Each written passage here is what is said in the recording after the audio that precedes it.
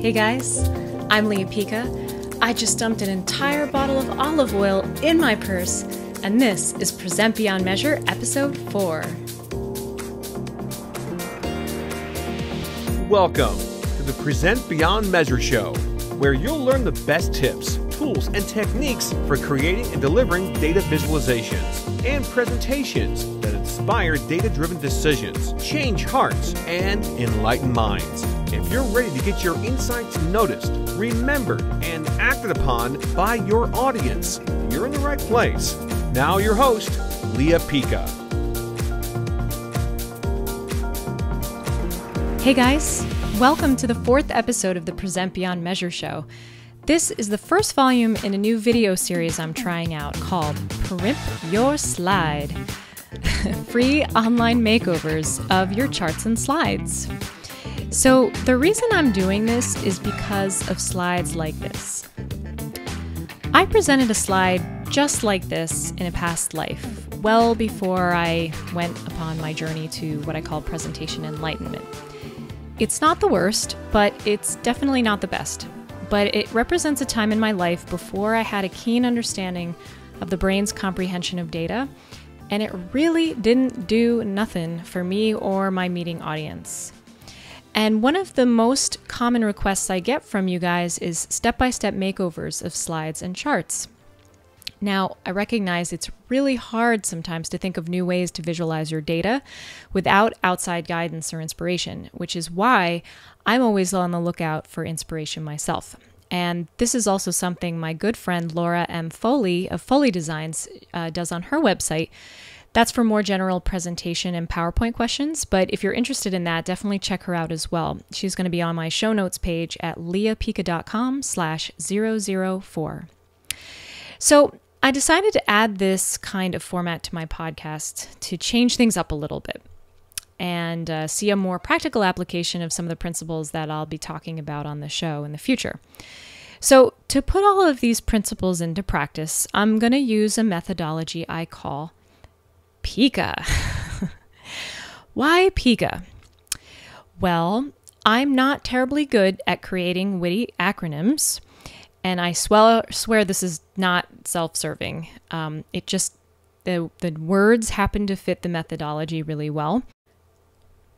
But selfishly, I really want to give my married name a meaning other than a psychological disorder that makes you want to eat non-food items like paint and dirt. Yep, dirt. That guy looks way too much like my Greek third cousin, but I digress. So let's get started. So to give you some background, this is actually a version of the slide I presented at a meeting many years ago, and I've obscured the data, of course. Now, quick thing, if you're listening to this in your car through iTunes, there is a video that accompanies this, but you'll still get a lot of value if you're just listening. And you can always visit the show notes page to watch the actual video. Anyway, so I've obscured the data from this, of course, and I'm pretty sure this was my executive's reaction when I presented it. Yeah. So let's go through the methodology to kind of whip this guy into shape. So we're going to start with P, which is purpose. Now, when I see graphs like this, and I see them a lot, I try to think to myself, why does this exist? Does it answer a burning question that my executives or clients have? It may answer a question they asked you. You know, executives are always begging for visits, just counts of visits, or even worse, hits. But you know what happens when executives see a slide like this? They may nod enthusiastically, but what they're really thinking is, so what? So that's why this part of the methodology doesn't actually involve primping anything on the slide or the chart. It's about asking this very important question. What are my stakeholders really asking me for? Why are they asking me for this data? What decision can my data help them inform? And in this context, here is an answer that is getting a little closer to the heart of what they actually wanted. How our marketing channels compare in share of sales. Okay, now we have something we can work towards that's a little more actionable. But we're going to have to change the data a bit now. So back to the slide. I'll tell you first what doesn't have a purpose here, and that's the pie chart. For many reasons I won't get into here now, I don't ever use these. A table is actually a better option here. So we're going to start with that, but we're not going to finish with that, but a little more on that later. But first, we're going to need to change the actual data to percent share of sales. So the presentation of this data still isn't doing it for me. So we're going to go to the second step of the P.I.C.A methodology, and that is I for insight. A lot of graphs that I see are just statements about something. Conversion rate by channel, media spend by quarter. These are just statements. But as Avinash Kaushik mentioned on a recent thought leader conversation with the Digital Analytics Association, and I'll put a link to that on the show notes page as well, he said something really interesting. He said, analysts need to be able to distinguish between data and insights. So what does he mean by that exactly? Well, by definition, an insight is the capacity to gain an accurate and deep intuitive understanding of a person or thing. And that's not what this slide achieves for us. You know, maybe everyone on your team is always talking about how great email is, and it's what the company spends a lot of time and resources on. But here, it may be pointing out that email is only third on this list. But we really wouldn't be doing our team a favor if we just stopped here. This isn't the whole story. And that is the next stop in our methodology, which is C for context. So you have your share of sales. Is that good? Is it different than last month, last year?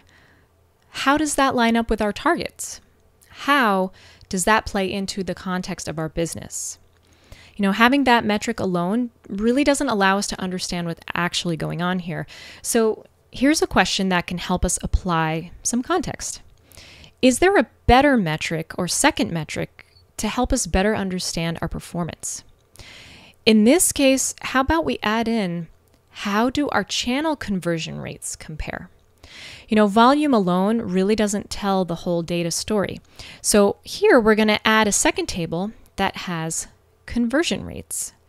And whoa, that's an interesting story now. Email converts way higher than any other channel. And now this is starting to flesh out an understanding of our marketing portfolio that's well beyond a count of visits, right? Okay, so now the title of our slide here is still just a statement about what the slide is showing. This does nothing for your audience. So I'm going to swap it out with an observation or an assessment of what the data actually means. This is called a McKinsey title, and it will help guarantee that no matter how your audience has interpreted your chart, the meaning of your data is clear. And the first part is a meaningful assessment of the data. It's your power statement. And underneath, you have a smaller statement of what the data represents, just in case people aren't sure what it is. This is also really helpful for when someone might take things out of context or forward someone a screenshot of just this slide to someone else on your team without you there to guide them. Now, I realize you're probably forwarding your presentation slides as is to your team afterwards, and in a few episodes, I'm actually going to be talking about why there is a better way to deliver that information. But that's for another day. So for now, we're going to bring this all home with our last step in the methodology, which is A for aesthetics. Before you present your next chart or slide, I'd like for you to ask yourself, is this chart easy to understand? Will my audience get it? Does your viz follow best practice guidelines for data visualization? Does the color palette complement my brand, help deliver my information, or does it create interference with my message like radio static? Something I found pretty shocking during my journey was that a few years ago, the P.I.C.A did a study and found that of professionals who count presentation as part of their jobs, only 7% of them had any experience in visual design. And yet, I would argue that this is a pretty critical skill to apply if you want your information understood quickly and effectively. On a recent webinar I did with the Digital Analytics Association, I talked about how I kept saying the word viz and mistake over and over again while I was creating it, and I accidentally coined the term vizstake, meaning a data visualization that fails in communicating its key message accurately, quickly, and easily, which is what every slide and chart should aspire to do. So common use for this might be, wow, I'll never get my life back after trying to understand that vizstake. So you kind of get where I'm going with that. And if you have any examples of terrible vizstakes, definitely tweet it out and hashtag VIZTAKE. Let's see where that goes. So learning to avoid some of the vizstakes that we saw in our earlier chart includes first detoxing your slide and chart of clutters like company logos, template bars, page numbers, and all other kinds of doodads that just add noise to your visual. Changing the tables to a bar chart, and this is much easier to read and rank the data, but you're going to want to sort that bar and also detox your default Freudian slip, default chart settings of legends and grid lines and axes and things like that. You're going to want to select a more impactful font. The default font is Calibri. I think we can go beyond that to set ourselves apart with a different font. You can increase the size for readability.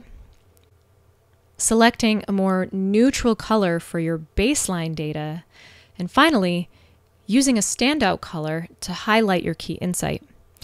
I'm going to be talking a lot more about the impact color has on the brain and how to use it in your data in a few episodes when we go through detoxing and powering up your charts, so stay tuned for that. But for now, let's take a look at this slide before where we started and where we landed after applying the P.I.C.A methodology. Hopefully you agree that this will work a lot better to communicate my information, and I wish I had presented it that way, but hindsight is always 20/20. And if you agree or don't, please let me know. Now, if you're new to data viz like this, but you want to avoid making some common vizstakes, there are a couple great ways to learn more about these principles.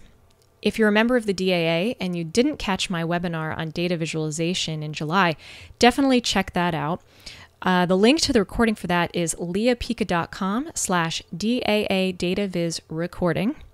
And that link will also be on the show notes page for this episode at leahpica.com/004.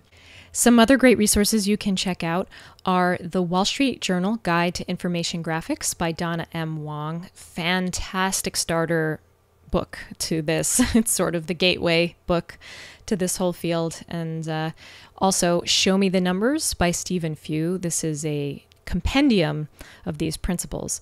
Both of those will extremely just elevate your graphics to a new level. So those will also be on my show notes page. So let's take a minute to quickly recap the P.I.C.A methodology. First, purpose. Ask yourself, why does this exist? Why am I showing this? Is it just to serve an ask, or is there a real reason? Insight. Beyond just stating what the chart says, what does it actually mean? Context. Am I showing the full story, or is there other information that's going to complete the picture and help better inform decisions? And last, but certainly not least, aesthetics. It is so important to learn data visualization best practices so that your audience can quickly grasp your information and focus their attention on your insights. So, we just went through my P.I.C.A methodology and primped my own slide, but now it's your turn. I would love to see your naughty charts or slides and help you figure out how to tune them up and make them hum. It's completely free, and your question or challenge may actually help others in the Measure marketing community too. So to submit your own work for a tune-up, please visit leahpica.com/makeover and upload your files via the cute little form there. So just a couple of ground rules when you're submitting to the Primp Your Slides segment. First, I'll accept files with up to 3 slides or charts, nothing more than that, or else you'll have to hire me. When you do, please give a very detailed description of what your file represents, who your target audience is, and what it is you're struggling with. I want to make sure I thoroughly understand your goals when I take a crack at fixing up your stuff, Now, I won't be going through every step of the methodology for every makeover. Some will maybe only need 1 or 2 steps applied, but over time, we're going to start to see how you can view all of your visualizations and slides through this lens. Okay, now this is extremely important.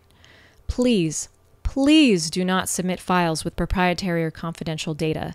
I really don't want to accidentally broadcast your company's annual earnings before they do, so please make sure to scrub your files for any sensitive information. And if you want to submit a general question without a slide for the show, that's totally fine too. I would like to be able to do regular Q&A episodes as well to address what it is you need help with the most. Or if you want to come up with a better name for the methodology and submit that, I'm totally open to suggestions. And the last thing I'll say is, please don't be shy. We all have struggles to communicate our information. I still do on a daily basis. And please make sure to comment on these episodes with any thoughts or approaches that you have as well. Sharing our challenges and coming up with solutions together are what's going to take all of us and learn and grow as practitioners, right? Nice.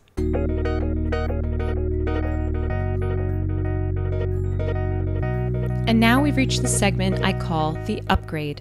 Some kind of power tip for PowerPoint, Excel, Tableau, something to supercharge your work and get things done faster and better. So, have you ever needed to format a number of objects on different slides the same way, but keep having to repeat the same series of actions over and over, like changing text boxes or the font and their size or a shape's color? So did you know that you can quickly repeat the last action you took on an Excel or PowerPoint object? All you have to do is hit Control-Y on a PC or Command-Y on Mac. This is the shortcut for redo. It's the opposite of undo, which is Control-X. And this is so fast when you have to make a lot of the same changes on multiple slides. So thanks so much to Tim Wilson of Analytics Demystified for cluing me into that trick. Has saved me tons of time.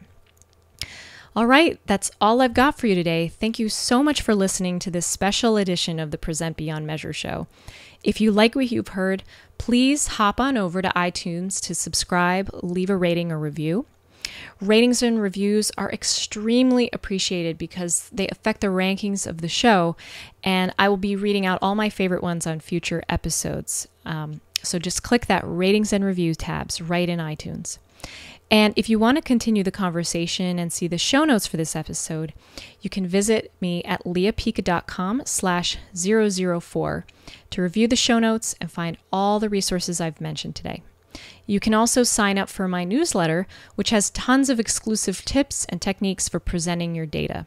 You can find one at the bottom of my page, at the top, all over the place. And when you sign up, you'll also never miss an episode of the Present Beyond Measure show.